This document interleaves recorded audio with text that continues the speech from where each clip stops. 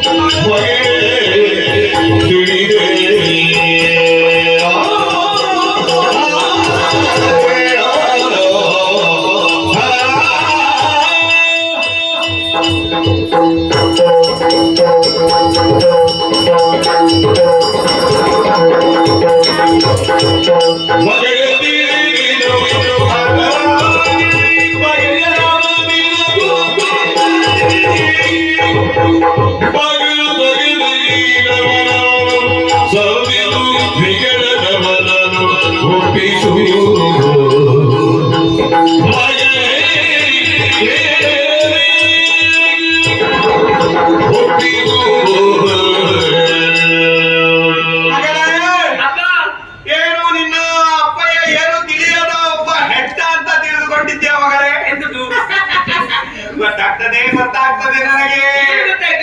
ನಾನು ಕೂಡ ಈ ಪ್ರಾಯವನ್ನೇ ದಾಟಿ ಬಂದವನು ಮಗನೇ.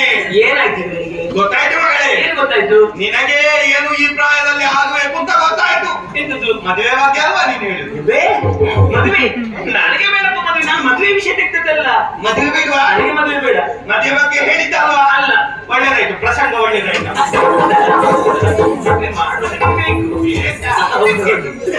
ನಾನು ಕೂಡ ನಿನ್ನ ಪ್ರಾಯದಲ್ಲಿ ಒಂದು ಮದುವೆ ಆಗುವುದಕ್ಕೆ ಎಷ್ಟು ಕಷ್ಟಪಟ್ಟಿದ್ದೇನೆ ಗೊತ್ತುಂಟಾ? ಎಷ್ಟು ಕಷ್ಟಪಟ್ಟಿದ್ದೀನಿ? ಒಬ್ಬ ತುಂಬಾ ಕಷ್ಟಪಟ್ಟಿದ್ದೇನೆ. ಹೆಣ್ಣು ನೋಡಿಗೆ ಹೋಗಿದ್ದೇನೆ. ಮತ್ತೆ ಹೆಣ್ಣು ಸಿಗ್ಲಿಲ್ಲ ಅಂತ ಅಲ್ಲ, ಯಾ ಕಡೆ ಹೋಗುದು ಹೆಣ್ಣು ನೋಡುದು ಬರುದು, ಹೆಣ್ಣು ನೋಡುದು ಬರುದು. ಮದುವೆ ಆಗ್ಬೇಕು ಅಂತ ಇಲ್ಲ, ಮಧ್ಯಾಹ್ನದ ಊಟ ನೀವು ಹೋದದ್ದು ಊಟಕ್ಕೆ, ಹೆಣ್ಣು ನೋಡ್ಲಿಕ್ಕೆ ಅಲ್ವಾ? ಮತ್ತೆ ಕೊನೆಗೆ ನನ್ನ ಬುದ್ಧಿ ಗೊತ್ತಾಯ್ತು. ಆಮೇಲೆ ಹೇಳಿದ್ರು ನೀವು ಮಧ್ಯಾಹ್ನ ಬರಬೇಡಿ, ಬೇಕಾದ್ರೆ ದೇವಸ್ಥಾನಕ್ಕೆ ಬನ್ನಿ ಅಲ್ಲೇ ನೋಡಿ ಹೋಗಿ ಅಂತ. ಆಮೇಲೆ ನಿನ್ನ ಅಮ್ಮ ನಮ್ಮ ಮದುವೆ ಆದದ್ದು ಮಗಳೇ. ಹೌದಾ? ದೇವಸ್ಥಾನದಲ್ಲಿ ನೋಡಿ ನೋಡಿ ನಿನ್ನ ಅಮ್ಮನ ಹಾಗೆ ಮದುವೆ ಆಗಿ ಬಂದದ್ದೇ ಬಂದದ್ದು. ನಮ್ಮ ಮನೆಗೆ ಭಾಗ್ಯಲಕ್ಷ್ಮಿ ಬಂದ ಹಾಗೆ. ಹೌದು ಹೌದು ಅಂತ ನಿನ್ನ ಅಮ್ಮನನ್ನು ಮದುವೆ ಆದದ್ದೇ ತಡ, ನನ್ನ ಅಪ್ಪ ಅಲ್ಲಿಗೆ ಸತ್ತೋದದ್ದು. ದೇವರೇ ನೋಡಿ, ಅಪ್ಪ ಸತ್ತದ್ದು, ನನ್ನ ಅಮ್ಮ ಬಂದದ್ದು ಭಾಗ್ಯಲಕ್ಷ್ಮಿ. ಒಂದು ಸೇರು ಅಕ್ಕಿ ಉಳಿತಾಯ ಆಗಿರುವ ಮಗಳೇ. ಅಯ್ಯೋ, ಅದಕ್ಕಿಂತ ನೀನು ಮೊದಲೇ ಮಕ್ಕಳಿಗೆ ಕುತ್ತಿಗೆ ಮಾಗೋದಿತ್ತು. ಇಲ್ಲ, ಮತ್ತೊಂದು 5 ದಿವಸ ಬಿಟ್ಟದ್ದು ನನ್ನ ಅಮ್ಮ ಕೂಡ ಸತ್ತದ್ದೆ.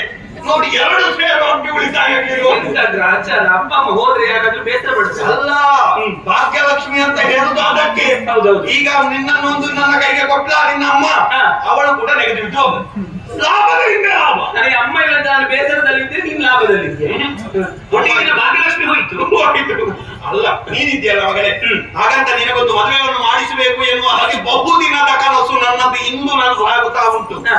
ಆದರೆ ಏನು ಮದುವೆ ಆಗಬೇಕು, ಒಂದು ನಯ ಪೈಸೆ ಕೂಡ ನಮ್ಮಿಂದ ಖರ್ಚಾಗಬಾರದು. ಅದು ಅಪ್ಪಯ್ಯನ ತಲೆ. ಅದು ಹೇಗಪ್ಪ? ಮದುವೆ ಅಂತ ಹೇಳಿದ್ರೆ ಒಂದಷ್ಟು ಖರ್ಚು ಉಂಟಲ್ವ? ಸೀರೆ ತೆಗೆಯುವುದು, ಬಂಗಾರ, ಅದು ಇದು ಅಂತ ಹೇಳಿ. ಇದರದ್ದೊಂದು ಕುರುಡು ನಕ್ಷೆ ನಾನು ಮೊದಲೇ ಮಾಡಿದ್ದೇನೆ. ಹೇಗೆ? ಆ ಬಗ್ಗೆ ಹೇಗೆ ಅಂತ ನಾನು ಹೇಳುದಿಲ್ಲ. ಅದಕ್ಕಿಂತ ಮೊದಲು ಒಂದು ವಿಚಾರ ಹೇಳ್ತೇನೆ. ನೀನೀಗ ಮನೆಯ ಒಬ್ಬರಿಗೆ ಬಡಿಸಿದ್ಯಲ್ಲ, ಬೆಳೆಸಿದ್ದೇನೆ. ಹೇಗೆ ಹುಡುಗ? ಹೇಗೆ ದರಿದ್ರದಾಗಿದ್ದ ನಾವು ಅದು ಮೇಲಿನ ಬಟ್ಟೆಯಲ್ಲಿ ನಾವು ಅದನ್ನು ಅಳೆಯಬಾರದು ಮಗಳೇ. ಮತ್ತೆ ಅವನ ಮುಖದ ವರ್ಚಸ್ಸು, ಆ ಓಜಸ್ಸು, ತೇಜಸ್ಸು ಅದನ್ನು ನೋಡ್ಬೇಕು. ಹಾಗೆ ನೋಡು, ನೀನು ಒಂದು ಕೆಲಸ ಮಾಡ್ಬೇಕು. ಈಗ ನೇರವಾಗಿ ಮನೆ ಉಪ್ಪರಿಗೆ ಹೋಗ್ಬೇಕು. ನಮ್ಮ ಚಿತ್ತಾರದ ಶಾಲೆಗೆ ಹೋಗಿ ಅವನ ಮುಂದೆ ನಿನ್ನದಾದಂತಹ ಹಾವ ಭಾವ, ನಯ ವಿನಯ, ಒಲಪು, ವಯ್ಯಾರ, ಬೆಡಕು, ಭಿನ್ನಾನ ಎಲ್ಲವನ್ನು ಪ್ರದರ್ಶಿಸಿ ಅವನೇ ನಿನ್ನ ಕಡೆಯ ಒಂದು ವಾರುವ ರೀತಿಯಲ್ಲಿ ನೀನೊಂದು ನಾಟಕ ಮಾಡ್ಬೇಕು ಮಗಳೇ. ಈಗ ಅವ ಬಂದ ಮೇಲೆ ನಿಮಗೆ ಅದೃಷ್ಟ ಬಂದದ್ದೇ ತಡ. ನೋಡಂತೆ ನಮ್ಮಲ್ಲಿ ಇದ್ದದ್ದು ಹಳೆ ಸಾಮಾನೆಲ್ಲ ವ್ಯಾಪಾರ ಆಗಿ ಹೋಯ್ತು. ಹೌದು ಅಂತ ಇಷ್ಟರವರೆಗೆ ಅಂತ ವ್ಯಾಪಾರವನ್ನು ನಾವು ಕಂಡದ್ದಿಲ್ಲ. ಎಲ್ಲ ಹುಳ ಹಿಡಿದದ್ದು ಎಲ್ಲ ಹೋಯ್ತು. ಹಾಗಂತ ಅಂತ ಚಿನ್ನದ ಮೊಟ್ಟೆಯನ್ನು ಇಡುವಂತಹ ಕೋಳಿಯನ್ನು ನಾವು ಬಿಟ್ಟು ಕೊಡಬಾರದು. ಅವನನ್ನು ಇಲ್ಲೇ ಇರಿಸಬೇಕು. ನೀನು ಕೂಡ ಈ ಮನೆಯಿಂದ ಹೋಗಬಾರದು ಎನ್ನುವ ಹಾಗೆ ನಿನ್ನ ಅಪ್ಪಯ್ಯನ ಬೆಳಕೆ ಮನೆ ಮಾಡ್ಬೇಕು. ಈಗ ಹೇಗೆ ಹೋಗುದು? ಮಾಡಬೇಕಿದ್ರೆ ಅವನ ಜುಟ್ಟು ನಮ್ಮ ಕೈಗೆ ಸಿಗಬೇಕು ಅಂತಿದ್ರೆ ಅದು ನಿನ್ನ ಕೈಯಲ್ಲಿ ಉಂಟು. ಸರಿ, ನೀ ಹೇಳಿದ ಹಾಗೆ ಮಾಡ್ತೇನೆ. ಹಾಗೆ ಹೋಗಬೇಡ. ಹೋಗಿ ಭ್ರಷ್ಟಾನ್ನವಾದಂತಹ ಭೋಜನವನ್ನು ಮಾಡಿ ಭಯಾಗಿ ನಿಂತ್ರಿಸ್ತಾ ಇದ್ದಾನೆ. ನೀನು ಹೋಗುವಾಗ ಒಂದು ಚಿನ್ನದ ಹರಿವಾಣ ಕೊಂಡು ಹಿಂದೆ ತತ್ತೆ ಅಲ್ಲ ಎಲ್ಲಿ ಹೋಗ್ತಾನೆ ಮನೆ ಒಳಗೆ. ಆಮೇಲೆ ಒಂದು ಬೆಳ್ಳಿಯ ಲೋಟದಲ್ಲಿ ಹಾಲು, ಕೇಸರಿ ಮಿಶ್ರ, ಅದಕ್ಕೆ ಸ್ವಲ್ಪ ಕೆಸರು ಮಿಶ್ರ ಮಾಡಿ ಕೇಸರಿ ಮಿಶ್ರ ಮಾಡಿದಂತಹ ಹಾಲು. ಆಮೇಲೆ ಬೀಳ್ಯದಲ್ಲಿ ತಿನ್ನುವುದಕ್ಕೆ ಬೀಳ್ಯದಲ್ಲಿ ಉಂಟಲ್ಲ, ಅದು ಎಲೆಗಡಿಕೆ ಸೇರಿಸಿ ಇಡು. ಹೋಗಿ ನಿನ್ನವಾದಂತಹ ಒಂದು ವೈಯಾರದಿಂದ ತಿಳಿನಗು, ಸುವಾಸ, ಚಂದ್ರಾಸ, ಮಂದಹಾಸ ಎಲ್ಲವನ್ನು ಬೀರಿ ಅವನನ್ನು ನಿನ್ನ ಕಡೆ ನೀನು ಒಲಿಸಬೇಕು. ಸರಿ, ಅಷ್ಟು ಮಾಡಿದ್ಯಾ? ಮುಂದೆ ಏನ್ ಮಾಡ್ಬೇಕು ಅಂತ ನಿನ್ನ ಅಪ್ಪಯ್ಯ ಹೇಳ್ತೇನೆ. ಇದನ್ನೆಲ್ಲ ಬಿಚ್ಚು. ಹೊಸ ಸೀರೆ ಬಂಗಾರ ಆರು ಕಾಸಿದಲ್ಲ. ನಾವು ಆರುವನ್ನು ಮಾರಿ ಕೊಂಡ ಹಣದಿಂದ ಸಂಪಾದಿಸಿದಂತಹ ಚಿನ್ನವನ್ನು ಹೊಸದಾಗಿ ಧರಿಸಿಕೋ, ಅದನ್ನೆಲ್ಲ ಹಾಕಿಕೋ. ತಾನು ಸರ್ವಾಭರಣ ಧರಿಸುವ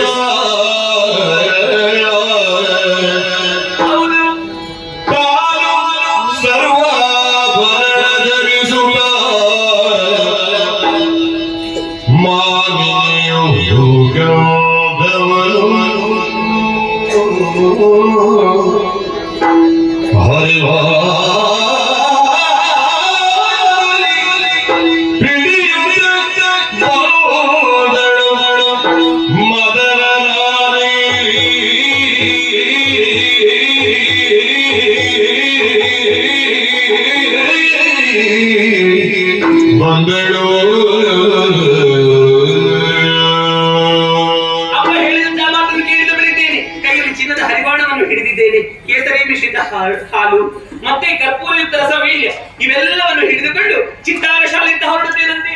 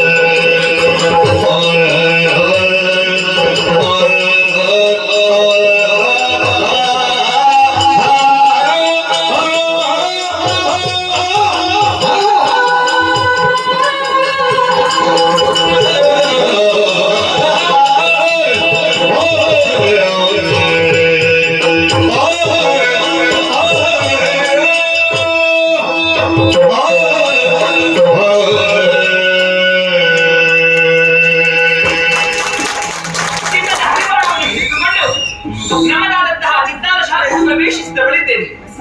ಬಂದು ನೋಡುತ್ತೇನೆ, ಗಾಢವಾದಂತಹ ನಿದ್ದೆಗೆ ಜಾರಿದ್ದಾನೆ. ಸಟ್ಟು ಮಾಡದ ಮೆಲ್ಲನೆ ಅವನ ಬಳಿಗೆ ಹೋಗಿ ಅವನನ್ನು ಕಂಡಾಕ್ಷಣವೇ ಎಂತಹ ಸುಂದರ ನೀವನು.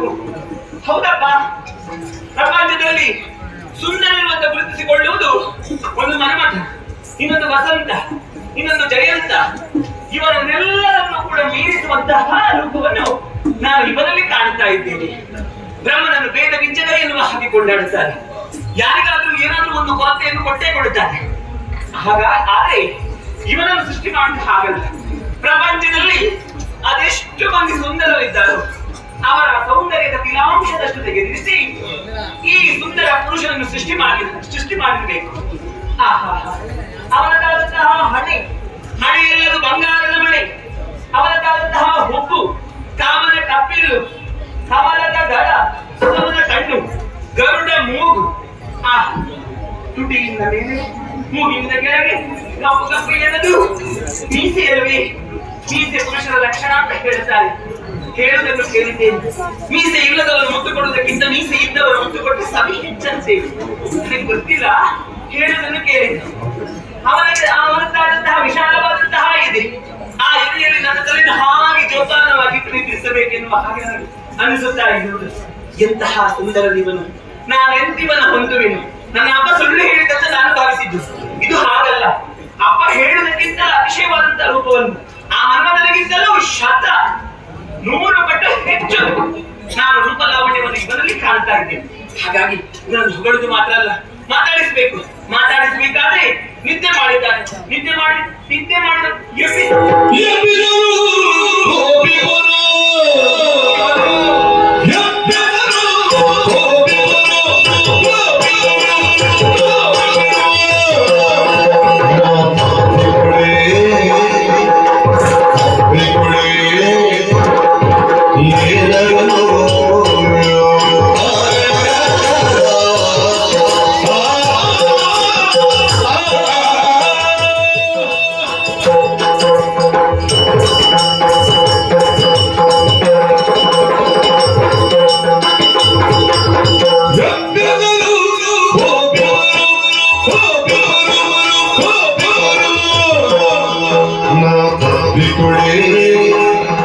ನಾ ತಪ್ಪಿಕೊಡೆ ಏನಾಗಿದು ಏನಾಗಿದು ಏನಾಗಿದು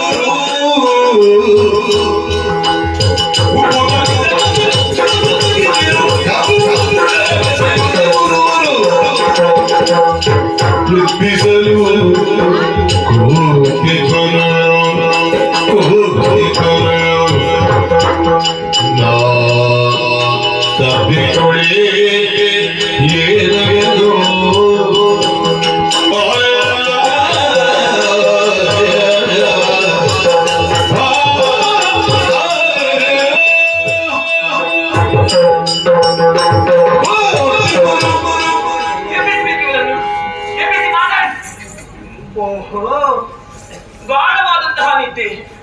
ದೇವ್ರೆ, ರಾತ್ರಿ ಹೊತ್ತು ನಿದ್ದೆ ಮಾಡಿದ್ರೆ ನಿದ್ದೆ ಬಂತು ಅಂತ ಹೇಳ್ಬೋದು.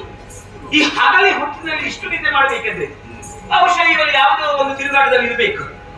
ನಿನ್ನೆ ಕಾರ್ಯಕ್ರಮ ಎಷ್ಟಿತ್ತು ಇವಳಿಗೆ? ರಾತ್ರಿ ಎಷ್ಟು ನಿದ್ದೆ ಬಿಟ್ಟಿದ್ದಾನೆ ನೀನು? ಆ ನಿದ್ದೆಯನ್ನೆಲ್ಲ ಸರಿದೂಗಿಸ್ಲಿಕ್ಕೆ ಈಗ ಮಲಗಿರ್ಬೇಕು. ಹಾಗಂತ ಹೋಗಿ ಎಬ್ಬಿಸಲೇ? ನಿದ್ರಾ ಬಂದ ಮಹಾಪಾಪ. ನಾನು ಎಬ್ಬಿಸುದು. ಅವನು ನಿದ್ದೆಯಲ್ಲಿದ್ದವರಿಗೆ ಕೋಪ ಬೇಗ ಬರುದಂತೆ. ಅವನಿಗೆ ಕೋಪ ಬಂದು ನನಗೆ ಹೇಳುದು, ಮತ್ತೆ ಎರಡು ಕಪಾಳಕ್ಕೆ ಬಾರಿಸುವುದು, ಅದೆಲ್ಲ ಬೇಕಾ? ಹಾಗಾಗಿ ನಿದ್ದೆಯಲ್ಲಿದ್ದಂತಹ ಇವನನ್ನು ನಾನು ಎಬ್ಬಿಸುವುದಕ್ಕೆ ಹೋಗುವುದಿಲ್ಲ. ಹಾಗಂತ ಹೇಳಿ ಹೇಗೂ ನಿದ್ದೆಯಲ್ಲಿದ್ದಾನೆ, ಹಾಗೆ ತಬ್ಬಿಕೊಳ್ಳುದ? ಎಬ್ಬಿಸುವುದಾದ್ರೂ ಅದನ್ನು ತಬ್ಬಿಕೊಳ್ಳುದಲ್ಲಪ್ಪ. ಪರಪುರುಷನು ನಾನು ಅದರಲ್ಲಿಯೂ ಯಬ್ಬನ ಬಗ್ಗೆ ಆದಂತಹ ನಾನು ಹೋಗಿ ತಬ್ಬಿಕೊಳ್ಳೋದ್ರೆ ಏನ್ ಅರ್ಥ? ಮತ್ತೆ ನಾನು ಏನು ಹೇಳಿ ಅದು? ಹೌದಪ್ಪ, ಅವನು ಎಚ್ಚ ತಕ್ಷಣ ನನಗೆ ಏನು ಹೇಳಿ ಅದು?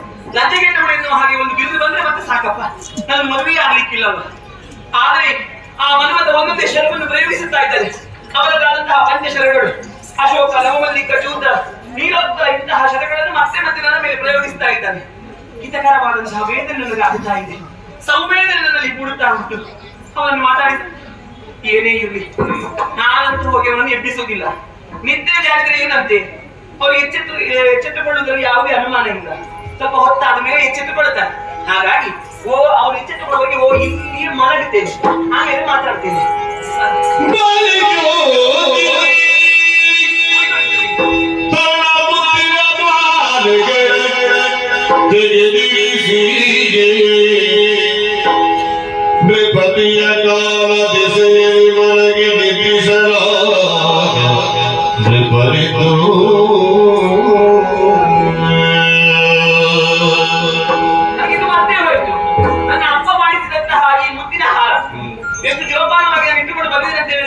ಇದರಲ್ಲಿ ಒಂದು ಮುತ್ತು ಅಲಗಾಡ್ಲಿಕ್ಕಿಲ್ಲ ಅಂತ ಹೇಳಿದ್ದಾರೆ.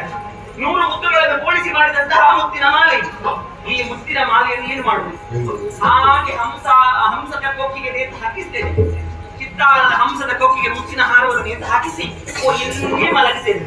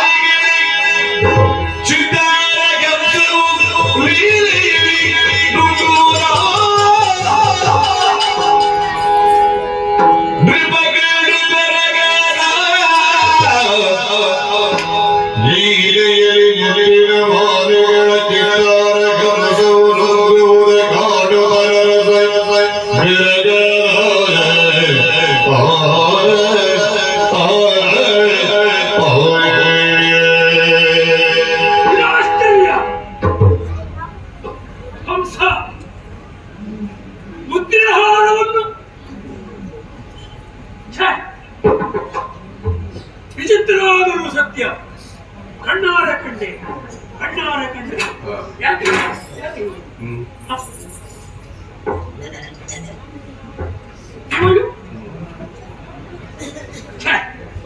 ಆಶ್ಚರ್ಯಕ್ಕೆ ಅವಕಾಶವಾಯಿತಲ್ಲ. ಅದು ವಿಚಾರಿಸದೇ ಇರುವುದು ಸಾಧ್ಯವೇ ಇಲ್ಲ. ಒಬ್ಬರೇ ನಿದ್ರಿಸಿದ್ದೆ, ಚಿತ್ತಾರಹಂಸ ಬುದ್ಧಿ ಹಾರು ನುಗ್ಗಿದುವನ್ನು ಕಂಡೆ. ಇಲ್ಲಿ ಬರು, ಯಾರು ವಿಚಾರಿಸಬೇಕಲ್ಲ, ನೋಡೋಣ. ಅರಿತರಿತು ತರುಣಿಯು ತರುಣಿಯು ಜನಪದಿಯ ಜನಪದಿಯ ಲಜ್ಜೆಯ ನುಡಿದಿ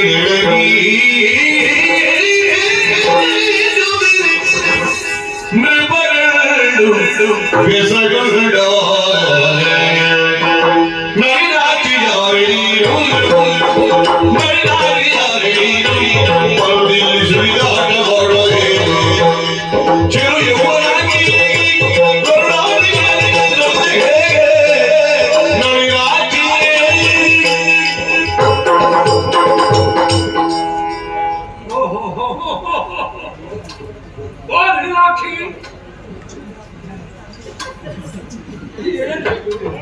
ಇದೊಂದು ವಿಚಿತ್ರ, ಆದರೂ ಇದು ಸತ್ಯವೇ.